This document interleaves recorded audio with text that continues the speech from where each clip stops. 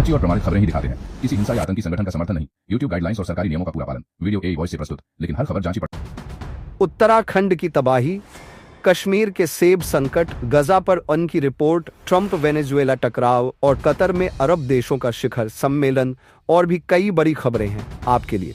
आदाब, नमस्कार। आज है 16 सितंबर 2025। देश विदेश की बड़ी और अहम खबरों के साथ मैं आपका होस्ट अनीस अंसार और आप देख रहे हैं ग्लोबल आवाज। तो चलिए शुरू करते हैं आज की सुर्खियों से, लेकिन उससे पहले चैनल को सब्सक्राइब करना बिल्कुल न भूले। पहली बड़ी खबर, उत्तराखंड में तबाही। बीती रात उत्तराखंड में भारी बारिश ने हाहाकार मचा दिया। नदियां उफान पर हैं, कई जगह बादल फटने की घटनाएं हुई है। राजधानी देहरादून समेत कई इलाकों में जनजीवन अस्त व्यस्त है। मुख्यमंत्री पुष्कर सिंह धामी ने कहा, करीब 25-30 जगह सड़कें बह गई हैं, घर और सरकारी संपत्तियां तबाह हुई है। ऋषिकेश में चंद्रभागा नदी हाईवे तक आ गई। SDRF ने पानी में फंसे 3 लोगों को रेस्क्यू किया। सहस्त्रधारा में दुकानों को नुकसान हुआ।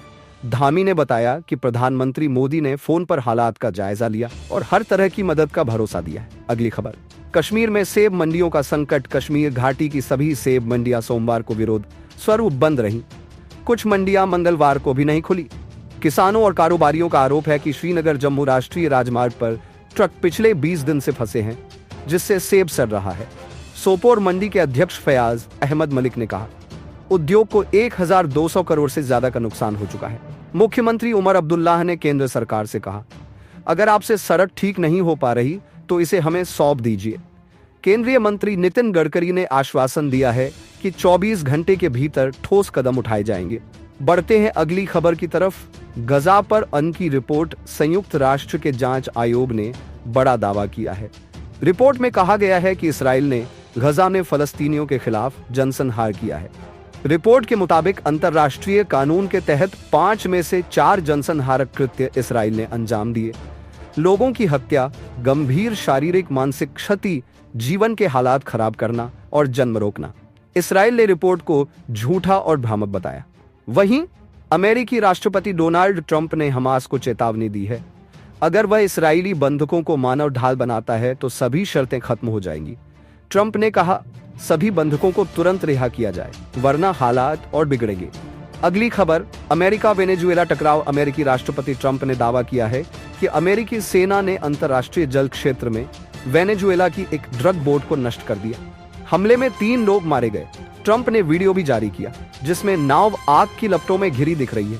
वेनेजुएला के राष्ट्रपति निकोलास मादुरो ने अमेरिका पर आक्रामकता का आरोप लगाया और विदेश मंत्री मार्को रूबियो को मौत और जंग का स्वामी कहा। दोनों देशों के बीच तनाव बढ़ता जा रहा है। अगली बड़ी खबर, दोहा में अरब इस्लामी देशों का आपातकालीन शिखर सम्मेलन। कतर पर इस्राएली हमले के बाद अरब इस्लामी देशों ने दोहा में आपात बैठक बुलाई। कतर के अमीर शेख तमीम बिन हमाद अल थानी ने इसराइल पर गंभीर आरोप लगाए। उन्होंने कहा, इसराइल झूठ बोल रहा है कि उसका मकसद बंधकों को छुड़ाना है। असली मकसद है गजा को इंसानों के रहने लायक न छोड़ना। बीते हफ्ते दोहा में हमास नेताओं पर हुए हमले को लेकर अरब दुनिया में गुस्सा है। हमास ने कहा, इस हमले में उसके 5 सदस्य और कतर का एक सुरक्षा अधिकारी मारा गया। इसराइल ने दावा किया कि उसने पहले ही अमेरिका और कतर को सूचना दे दी थी। दोस्तों सोचिए, एक तरफ गाजा जल रहा है, इजराइल ने जमीन पर सबसे बड़ा हमला शुरू कर दिया है, तो दूसरी तरफ इजराइल के अपने ही घर में हड़कंप मचा है। सेना के chief of staff lieutenant general Eyal Zamir ने कैबिनेट मंत्रियों पर चिल्लाकर कहा, अब बहुत हुआ, बंधकों को बचाना है तो युद्ध विराम का सौदा तुरंत मंजूर करो, वरना देर हो जाएगी। लेकिन मंत्रियों ने पलटकर जमीर को ही घेर लिया और कहा, तुम्हारी पिछली सलाह गलत साबित हुई थी।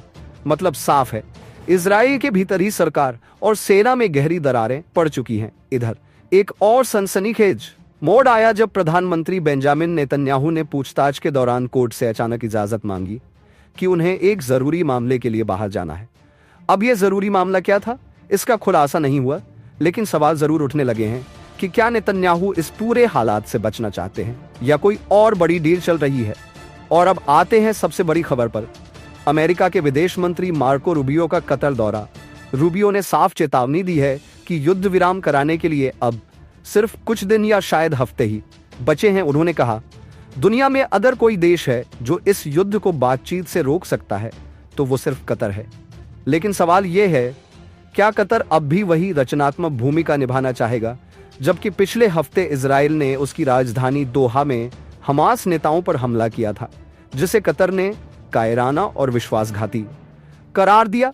उधर खाड़ी देशों ने भी इमरजेंसी कदम उठाते हुए संयुक्त रक्षा समझौता सक्रिय करने का ऐलान कर दिया है। यानी अरब और इस्लामी देश अब खुलकर इजराइल के खिलाफ खड़े हो गए हैं। वीडियो अच्छा लगे तो लाइक और शेयर कीजिए और चैनल को सब्सक्राइब करना बिल्कुल ना भूलें। तो ये थी आज की बड़ी और अहम खबरें, उत्तराखंड की तबाही से लेकर कश्मीर के सेब संकट तक, और गजा पर अंतर्राष्ट्रीय रिपोर्ट से लेकर अमेरिका वेनेजुएला टकराव और कतर में अरब देशों के सम्मेलन तक।